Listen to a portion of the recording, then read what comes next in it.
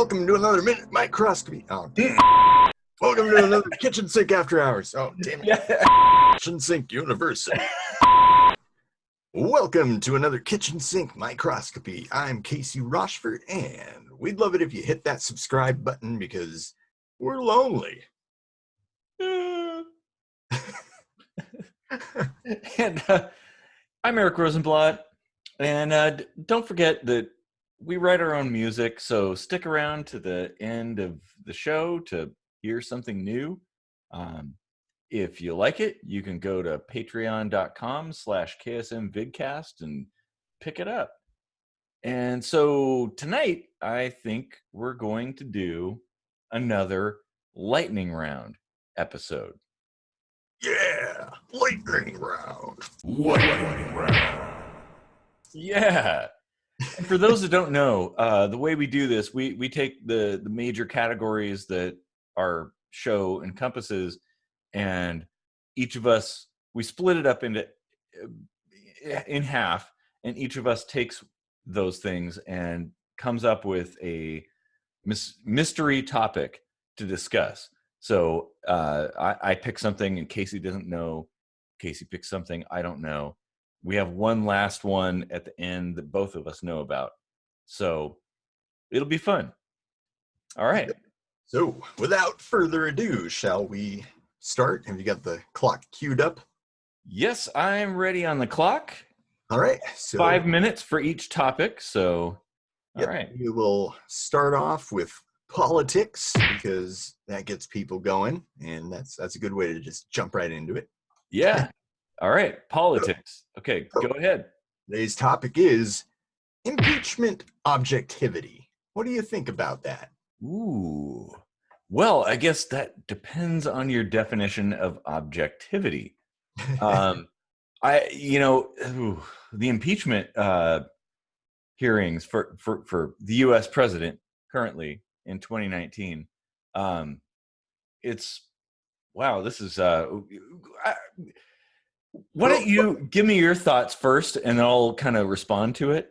Yeah, like the current state of things as it stands right now at the time of the recording is that the House of Representatives has impeached Donald Trump, but the Senate is blatantly saying that they're just going to acquit him. They're not going to listen to anything. They're not going to release any witnesses or any subpoenaed documents, and they're just going to side with the White House. And now the House is holding things up because they want a fair trial, and I don't blame them. So yeah, I don't either. I mean, granted, as far as impeachment goes, I think it's a little bit different than a typical court trial, but yeah, I totally agree with that it should be a fair trial. You should have your witnesses and have cross-examination and all that stuff. That would make the most sense. Especially, here's the thing: if you believe that Trump is innocent of these charges, well, you would have no problem entertaining all manner of witnesses and examining all of the facts and things like that, because the facts would bear out his innocence. Right. So, as we say all the time on this show, if your argument is good, it can withstand scrutiny. yeah. So. Yeah, exactly. And I think, some of this, I feel like a lot of this is politically divided, which is unfortunate. It really is. Yeah. Like, I really think, I don't know. I think the House of Representatives votes were all anonymous, but I don't know if that's always the case. And certainly after the fact, people interview these politicians and ask them how they voted and stuff. And I think it really should remain under wraps because there's so much like saving face going on, I think. Yeah. Skewing people's objectivity. And sure. I find it hard to believe that every single Republican thinks Trump's doing a good job or is completely innocent without even hearing all the facts. Like that doesn't rub me right. Well, yeah, and especially because the initial hearings were incomplete as far as factual information is concerned. I know that the vote was very hard, it divided very much along partisan lines, and again, to me, it's unfortunate. This should Yeah. be something that doesn't have anything to do with party affiliation. It has something to do with the nature of the situation. Yeah, and the Constitution isn't like 100% clear, as with so many other things, on exactly how it works. I mean, you've got all kinds of different opinions coming from quote unquote constitutional experts Hmm. about whether or not this is actually an impeachment if it doesn't go to the Senate, or you know, and the way it should be handled, it's not laid out clearly. And even if it were, I don't think our forefathers ever foresaw a situation where we had two diametrically opposed political parties and no other opinions in the pool, you know? That's a great point. Yeah, exactly. Um, it, it, yeah, you're totally right. I mean, Congress can essentially decide what criteria uh, can be used for an impeachment, um, I and it. I don't see why it can't just be treated like every other trial for every other citizen of the country. Yeah, A that's jury, a jury of peers randomly selected, not from just the Senate or whatever, you know, like they can go through these checks and balances systems up to a point, but when it comes to the actual decision to take him out of office, there can't be this. whoop. All right. Well, that's time. All right. Okay, that was good. We might have to make that a full episode, actually, because that's Yeah. getting pretty interesting. Yeah. So I think up next you've got current events. current events. Yeah, hang on a second. So, Poke him if you got him. I was gonna quote Spaceballs there, but I'll avoid it. So okay, current events. I will start the timer at 5 minutes. Brexit. Brexit. Mm-hmm. That's still a thing, isn't it? Yeah, It's been going on quite a while, right? yeah, totally. I must admit I don't know a lot about it, but I know that it's kind of made fun of. Like, you know, like Yeah, everyone's like, "What are you guys doing? This is ridiculous." and it's very polarizing for the British people. Mhm. A lot of people are very much in favor. A lot of people are very much not in favor. I mean, the whole thing, just if you're living under a rock and you don't know what it is, Brexit is the UK vote to leave the European Union, which they've been a part of for a number of years. So a lot of people have some strong feelings about it. I mean, do you have any thoughts on that? Like, I we don't have to talk about like all of the stuff behind the scenes, but just as far as a concept, like, should Britain be able to leave the EU? I mean, if they want to, you know, if like if the country majority said, "Hey, we don't want to do this anymore for whatever reason," I mean, I don't see why you shouldn't let them. But you know, I mean, ultimately, it's their choice. But I mean, uh, what does it mean exactly? Like, were they on the euro? I thought they've always been on the pound, but Yeah, it's kind. I think it was a like sort of either or. so now are they? Britain's kind of a rogue in that regard. Like I think they use both. Um, But now they're not gonna use the euro, or are they just gonna like? Is I, anything really going to change on the surface? that's the thing. Like, I don't know that it really will. Yeah. It's more like a political thing because I know Britain's been kind of feeling. Um, some people in the UK have felt like they're kind of under the thumb of the EU, and that the EU dictates what they can and can't do, and Personally, I think fine. Go ahead and try it. Do it. In fact, there was what they call the love letter that was released from a member of the EU that essentially said you're always welcome back if you Mhm. change your mind. So I think it's kind of an open door, and you know, I, I think I mean, there's nothing to lose by experimenting. Well, I mean, I guess there could be lots to lose. I don't really know, but uh, yeah, there's yeah, other European countries that aren't part of the EU, right? yeah, So yeah. There it's not are. like this is a weird thing by any means. No, I agree. I don't see the problem with it. I think I mean, maybe, they're kind of like a sort of a world power. yeah. So I guess the EU on the whole might see this as kind of a loss for them, perhaps. Hmm. Um, and I don't know. I mean, not being a British citizen, I don't know that maybe the common people saw some kind of benefits from this. Um, maybe protections or you know being part of like some conglomerate value-added tax program. I don't really know how things work over there, Yeah, but it was predominantly trade and things like that, and a common currency. But I think the EU's grown into something, a behemoth that oppresses, at least as far as the Brexit people are concerned. It kind of oppresses the British people, um, and they want a chance to be free of that. And I think why not? yeah, Um, yeah, I, I think the idea of free trade and being able to move about between these different countries very easily is a good thing.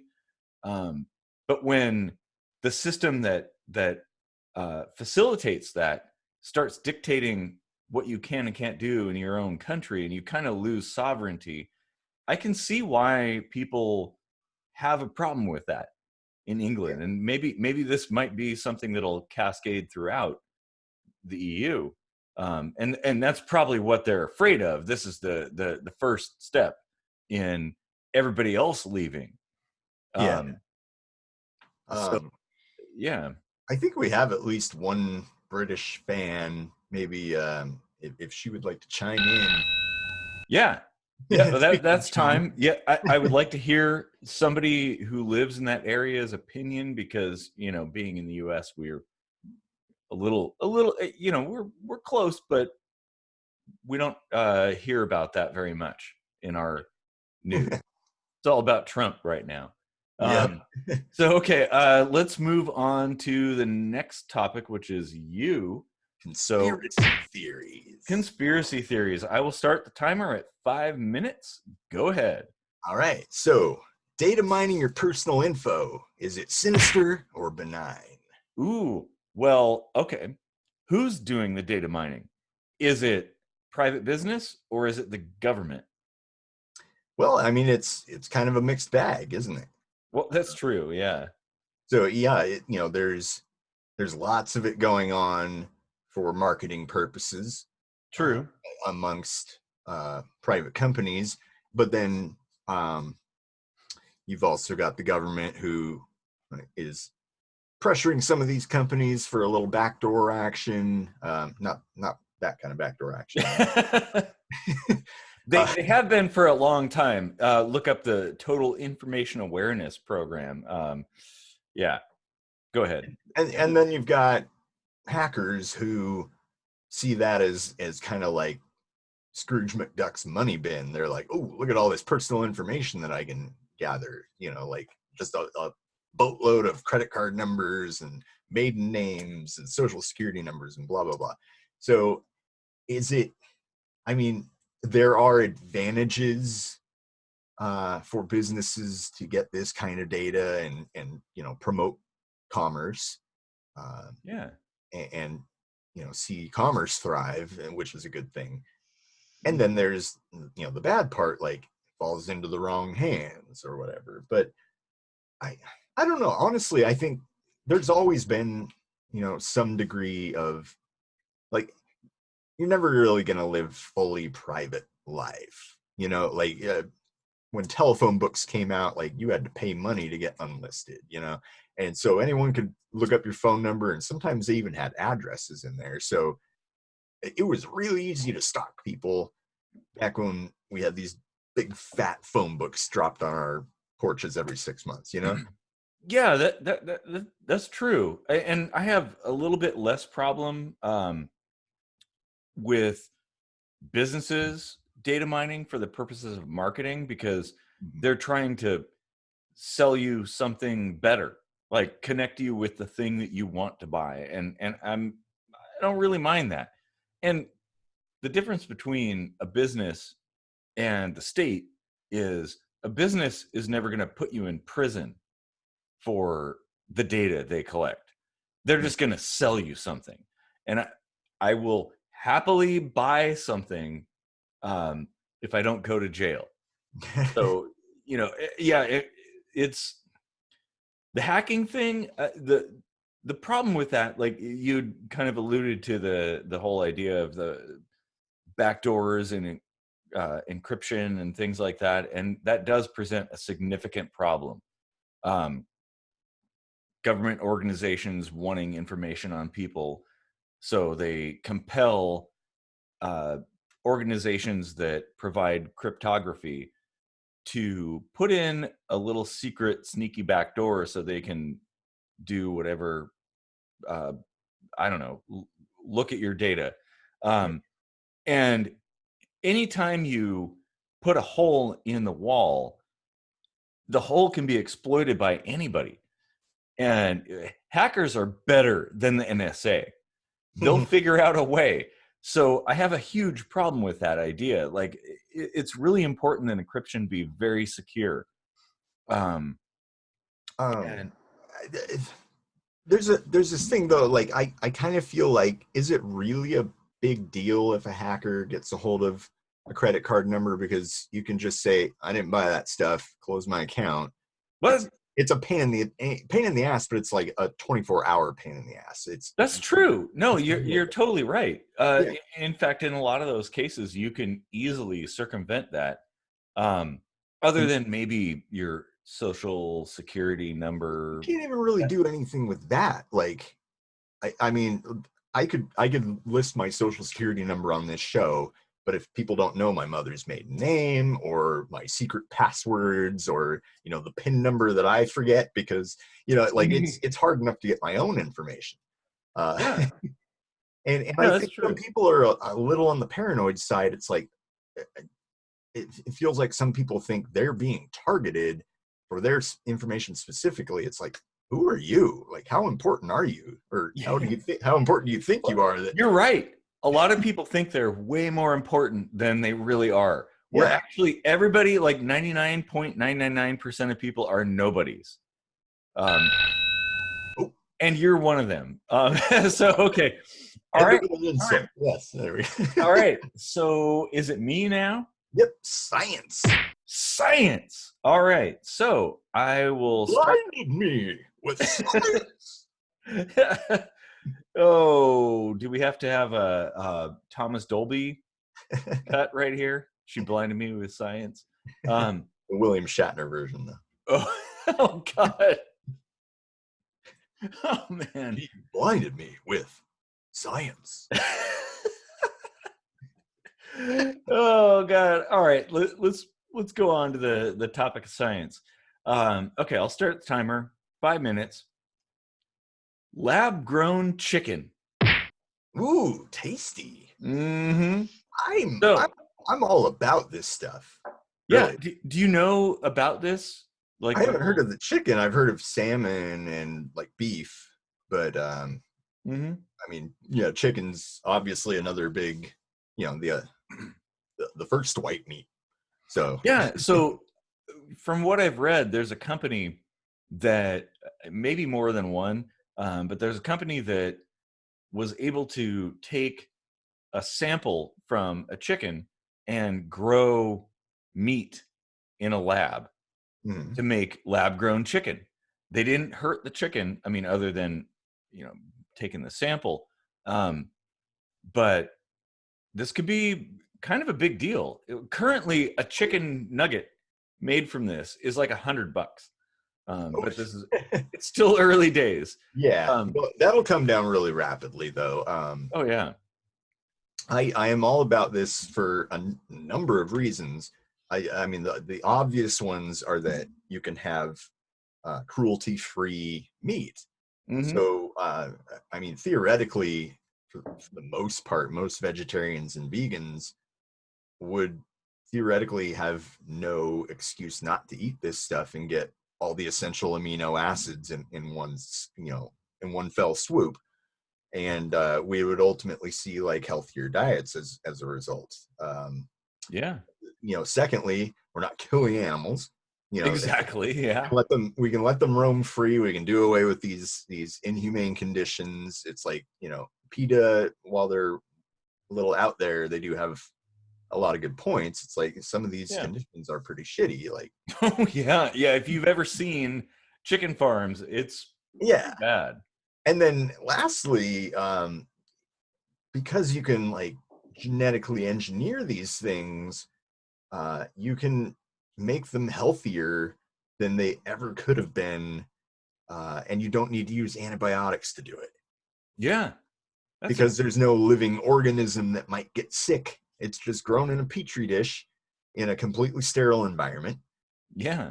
So you're not ingesting antibiotics, you're not getting hormones, none of that stuff. You just get all the healthy benefits and no animals die.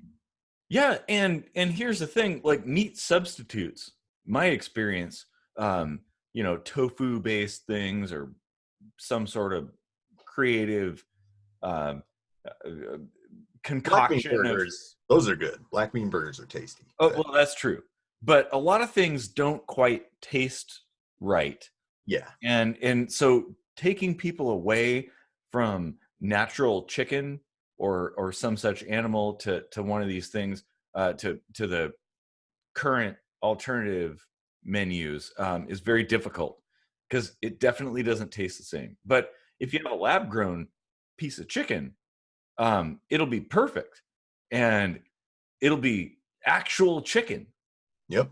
So it's pretty cool. Like I agree. I think it's awesome. Now, there's going to be a certain proportion of the population who are going to say, like the anti-GMO kind of people that are going to like, well, it's unnatural. You're growing it in a lab and it's like artificial and something awful is going to happen.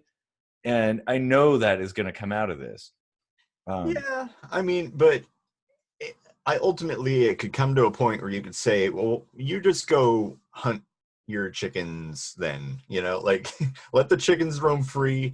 You guys who don't like GMOs, you can go hunt and spear your chicken for dinner and have yourself a nice organic farm grown chicken, but yeah, and those people constitute like a fairly small proportion of the population. So I think it'll even out and the chickens will thank us for it. Yeah. Is my thought that I mean, in the 70s, recombinant DNA was like vilified, and it's basically nobody really has a problem with it anymore. So the GMO thing, it'll pass, Yeah, I think so. And being one who has chickens at my house and raises them, I'm totally on board with this. Yeah. If you have chickens, you should raise them for eggs and not kill them because chickens are awesome. They're pretty cool. And I'm sure we'll get lab grown eggs at some point. Whoop, that's time. All right. So it's on to you. All right. Philosophy. Ooh, philosophy. All right. Should I start the timer? Yeah. All right. 5 minutes coming up. Bam. This will be a quick and easy one. What's the meaning of life? Oh my God. Quick and easy. You just asked the ultimate question. The meaning of life. Oh my God. To stay alive? To survive, I guess. But like is there any drive? Is there any goal or purpose that you see? Yeah. To make a difference, to leave a legacy, to take what you've learned and improve on it and leave it behind for other people to use. I guess that's my personal philosophy. Yeah, How about you? I feel pretty similar. Like, like there's a lot of people who feel like they have to have some profound meaning, and I think that's a lot of pressure.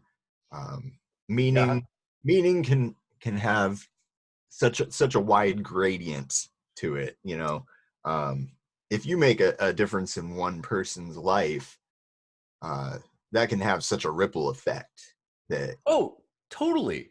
yeah, Yeah, no, you're totally right. Like that's what I'm all about. Like if I can better one person's life or two, let's say mhm, two in my lifetime, I've done a good thing. Um, yeah, and so maybe that's it. That's the purpose, the meaning of life. yeah, Um, I think as long as you feel at any given point in your life like you've done some good, and you're kind of leaving things in your little bubble better than they were, or at least as good, like you fought to keep it status quo at the very least, yeah, fought the general entropy that is prone to happen. I think your life is meaningful, and if the Inquisitor came, you could, be like, yeah, I gave the world pleasure because I have such a great ass. a Red Dwarf reference. Oh man, yeah. No, I think you're right. Like, leave the world a better place than it was when you came into it. Um, I think that is a good thing Hmm. because here's the thing: all of the material goods that you acquire through your life, you can't take them with you.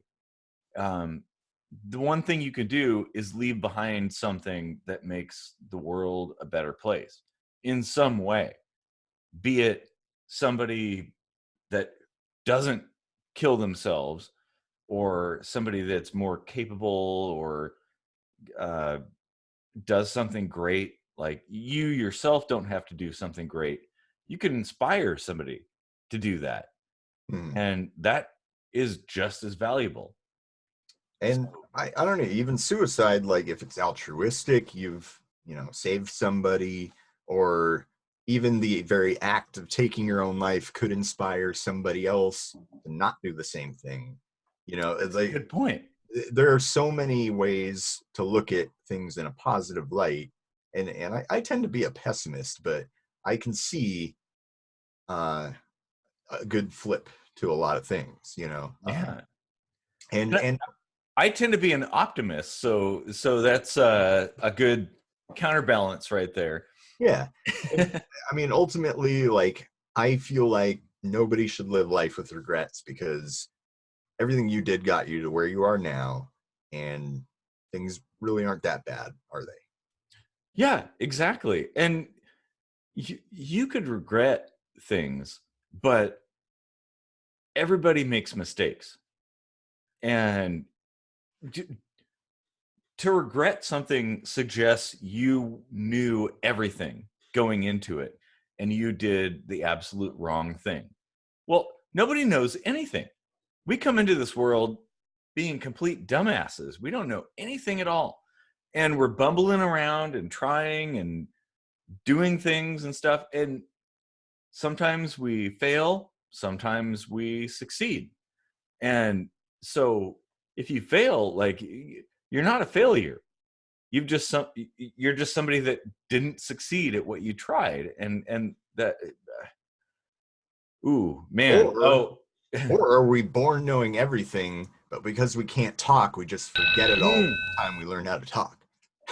oh, that's good. So that's time. Um, man, that was we wow. We should probably do like whole episodes on some of these. Yeah. Um, So so you're up for public health and safety? Public health and safety. All right. So, I'll start the timer at 5 minutes. Okay. Is it right to sell your organs? Sell your organs. Yeah. I mean, the ones that you could sell without dying, I guess. Yeah, like a kidney, or Yeah. I guess you can live without a spleen, but then why would you be giving somebody a spleen because you can live without it? Yeah, or a lung. I mean, maybe you could like sell an organ for when you die, possibly. Because it's my understanding that in the U.S. that's not legal. Huh. I mean, if you boil it down, your body is technically your property, Yeah. and I guess you should be able to put a price on your property if you so choose. But Sure. typically, I think that's why we call it organ donors and not organ sellers. So maybe there would need to be, like, instead of a little heart on your driver's license, maybe like a dollar sign. Oh, you want my heart, do you? Well, It'll cost you. I would not be surprised if the United States would do something like that. But that might encourage more people to give their organs, whether for dollars or for charity reasons, which is a good thing because there's not enough organs to go around. Yeah. I don't know if I like the idea of encouraging people to see that as an option for getting money, though. But here's the thing: if you're dead, what does it matter? Well, okay, well, if you're dead, like, why would you care about getting money? I thought this was like, oh, I'll give my kidney so I can pay for school or something. Yeah, that would be the primary one. But let's say you could say, I will sell my heart when I die. So give me some money and I'll sign this contract saying you can have my heart when I die. I mean, see, now I'm on the other side of it, because I tend to believe that healthcare is something that's kind of like a human right. Like, we should have reasonable access to be healthy, and we already pay tooth and nail to get there. And now you're adding like another, like, anyone can charge whatever they want for it. And Well, you know, the market will settle that, I think. And we could go into a completely different, well, we should probably talk about rights at some point, like the definition. I mean, the market won't really, because it's going to be very scarce no matter what. Not when you open the Not floodgates. everyone's going to be like, okay, yeah, I'll give up my kidney, because they might want to save it for a loved one or whatever for free. Well, it's scarce now, but not when you open the floodgates of being able to sell your organs and receive some money for them. Because now you're only a donor or not in the U.S. And so how many people check the checkbox? I have, because fuck, I'm dead. I don't care. Yeah. Like, take everything, take anything you want. Like, I real honestly don't care. Yeah, it's just going to rot anyway. So. Yeah. But if you could get some money for it, it might encourage more people to do that. And I think that's a good thing. I mean, because, I would say, like, as a middle ground, if you check the organ donor box, maybe your funeral costs should be covered in exchange for it. that's an interesting idea. Because then it's like a set benefit, like, that's a really expensive thing that not everyone is really prepared for. And a lot of people, like, really struggle with that. Your loved ones are left with the burden and the stress. So it's like, maybe if you were just like, hey, if you're an organ donor, you don't have to worry about anything, and we'll get you a decent, casket, and pay for the, a basic funeral and all that stuff. And I think more people would probably sign up for it, because then at least you're not able to put like $1 million price tag on an organ and then basically price out the poor people from being saved. Well, they're already priced out right now. Yeah, as but it we is. don't need to add to the problem, is what I'm saying. All right, that's time. All right. That was again another episode. We should probably turn that into an episode. So now we're on to the economy. The economy. All right, so that's you. Yep. Tell me when you want to start the timer, and I'll go. All right, let's go. All right, going.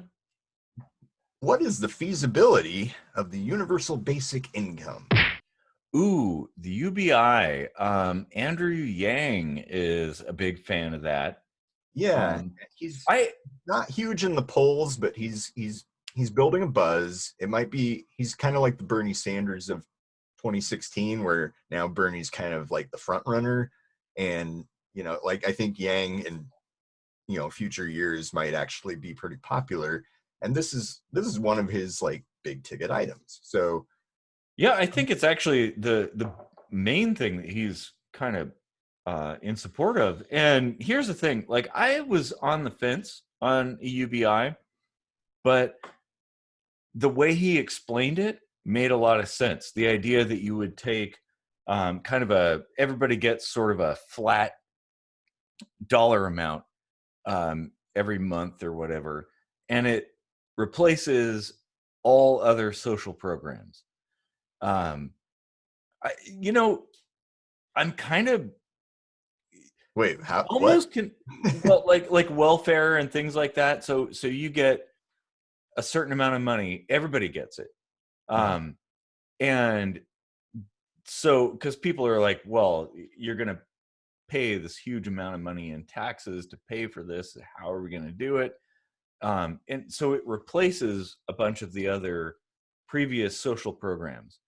And in that light, it kind of makes a little bit more sense. Like, I don't know that it's the right solution, but it makes more sense. And yeah, I mean that makes a bit of sense. It's a bit like Bernie Sanders and Elizabeth Warren.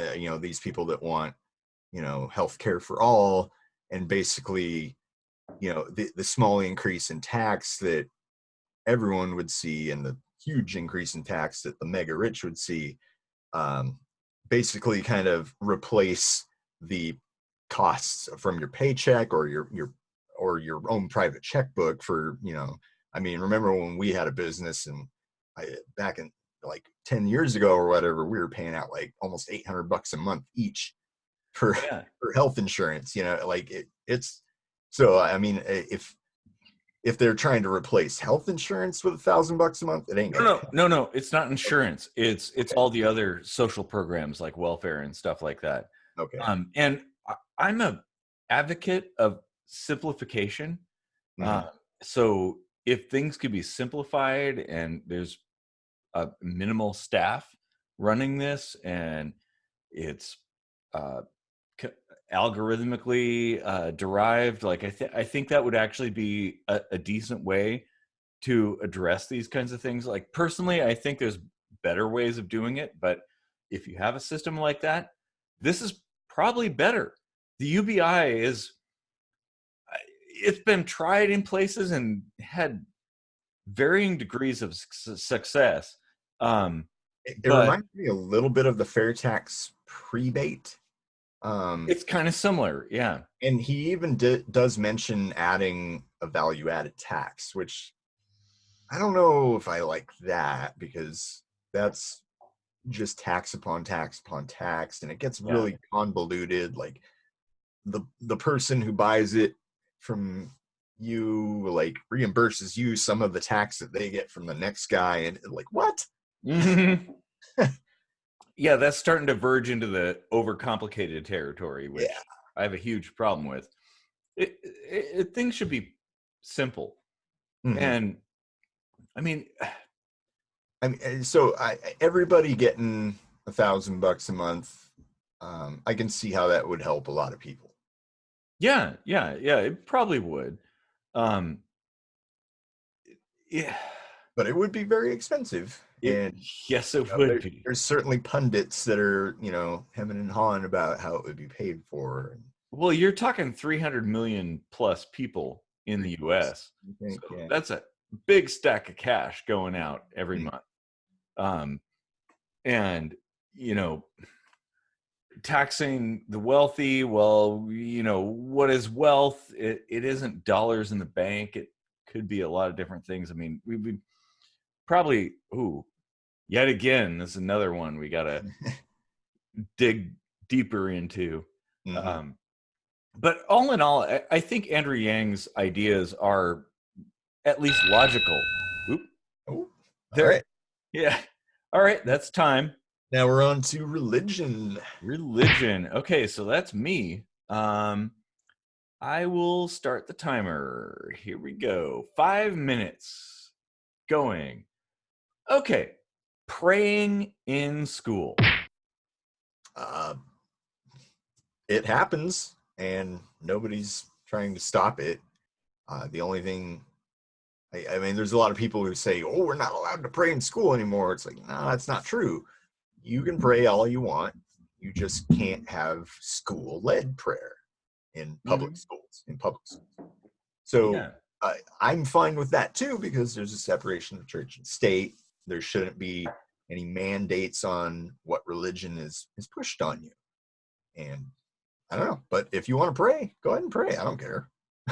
Yeah, I'm kind of in agreement with that.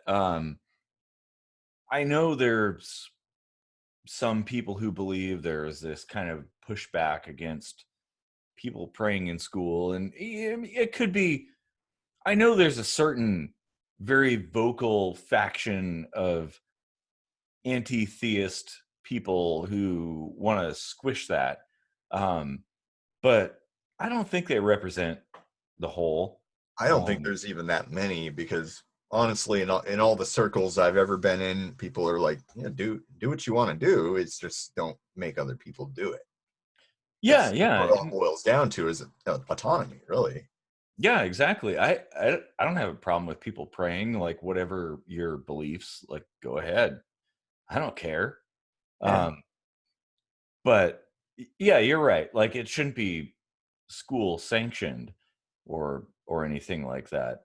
Yeah, because I mean, let's face it, school is not, it's not a religious institution. It's not there to teach religion. It's fine to have a religion class, a mythology class, any kind of sociological study would most certainly touch on that. Yeah.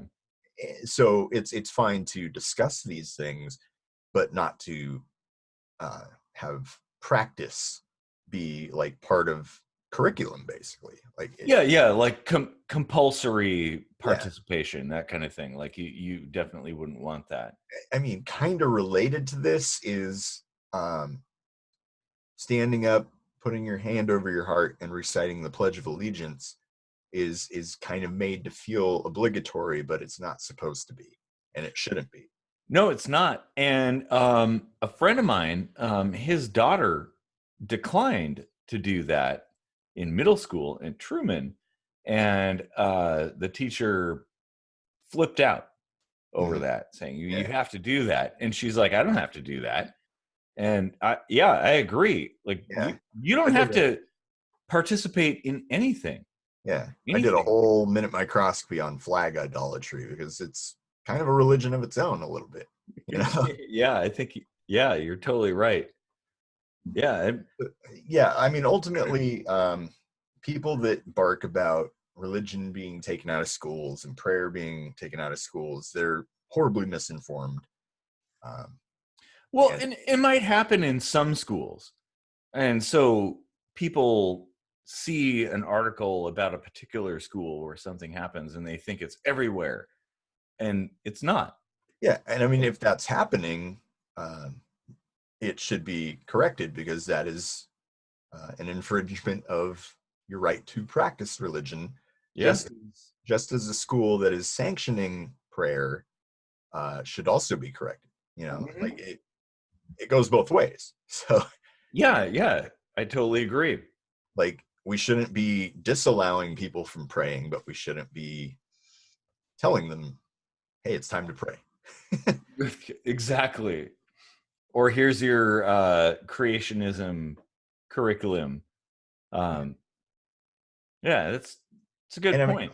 I can see where, like, Islam has a lot of prayer at set times, facing a certain way. And that could be seen as disruptive to Well, some. it probably is, but You got to get over that, because I mean that's yeah. their culture, that's their creed, that's their belief, that has to be respected. Well, and yeah, the whole Islam prayer thing, like it could be disruptive, but really, in the grand scheme of things, how disruptive is it really? Like Yeah, a couple minutes for somebody to do something, like it's not that big of a deal. yeah. I mean, people might turn their heads for a second just because somebody moved. Whoop! That's time. All right. All right, so on to the Oh, last one. coming up to the final topic. Yeah. All right. So this is one that we both know. Yep. So we're going to Oh wait, tomfoolery is the topic. That's so goofy. I'll get the timer going at 5 minutes. Okay, go ahead. All right. What do you like better, the Ghostbusters or the real Ghostbusters? Real Ghostbusters. That's such. Why do they call themselves that? Yeah, it's like, Egon and Peter and what is it, Ray and Winston. Don't forget Winston. He's always left out for some reason. They took the moniker of Real Ghostbusters because Filmation had a cartoon called Ghostbusters before. It was before, right? Yeah, it was like a year before. So Filmation made a series about a previous show they made in they made the show in the 70s. In 1983, I believe, they began. It was after the Ghostbusters movie. They kind of rode on the hype about Ghostbusters and said, "Hey, we should make a TV show about this," and they did. And then, of course, the people that made the movie wanted a piece of the action. There was a lawsuit, in fact, which ended in kind of a stalemate. So both got to be able to be the Ghostbusters, but the movie franchise cartoon called themselves the real Ghostbusters because they were based on the movie. But the Filmation Ghostbusters was based on that live action TV show in the 70s. Yeah. At Real Ghostbusters. Yeah. I thought they were both really good, honestly. Yeah, I mean, Real Ghostbusters was pretty polished, but I really enjoyed, I've always been a fan of Filmation stuff. Like the theme song was cool. There was a little goofy element to it, but I still remember some really important lessons I learned from Ghostbusters, the Filmation Ghostbusters. Yeah, it was a good series. Yeah. They'd have those little morals at the end, just like He-Man did. Yeah. I learned, that was a Filmation thing, by the way. Yeah. I learned don't put water on a grease fire, and that stuck with me. That's important. Yeah, that's yeah. G.I. Joe didn't do that.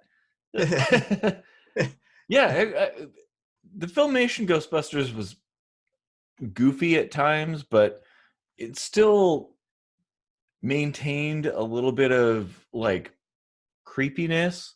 Some of the episodes were a little bit creepy. I know they started out trying to teach people about things. If you look at the pilot episodes, they were trying to teach people history and geography and things like that, and then they just kind of just let it all go and stuff. But the real Ghostbusters was scary. There were some episodes that to this day scare the shit out of me. So I think they're both really good. I don't And know that I ever got scared at the real Ghostbusters episodes. There was a G.I. Joe episode that scared the shit out of me. oh wow. Like one of the guys, I think his name was Peter or something. He like walked up to the Jeep and just melted. And What? I was like, what the hell just happened here? Wow. I don't remember that one. Are you sure it's something that actually happened? Man. Yeah, no, both of those series were really good in like different kinds of ways. Mhm. The Filmation Ghostbusters, it was silly, but it was kind of good. Like I almost kind of like it better.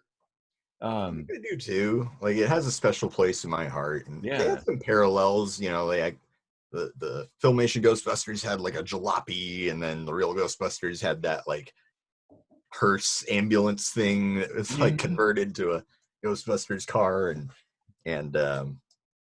yeah, it was. And then like Tracy the Gorilla was kind of like Slimer in a way. Yeah. So I think they were both really good in their own way, and yeah, I think a lot of people probably don't even remember or have ever known about in the first place the Filmation Ghostbusters. Probably not. Yeah. Whoop, that's time. All right. So I think that concludes our lightning round. Yeah. For today. Round number 2. Oh yeah. All right. Well, that was good. Yeah. All right. It's always fun, fast paced, and all over the place. Yeah, that was good. And if anybody has additional comments or thoughts they'd like to throw in, especially about the Ghostbusters or the real Ghostbusters, we would love to hear them. If you're from Great Britain and you want to talk about Brexit, go ahead and leave us a comment. Yeah. You got ideas about impeachment or anything else we talked about, feel free to leave comments. Keep the conversation going. Yeah. Thanks for lightning round deep sea diving with us. Have a good night, everybody.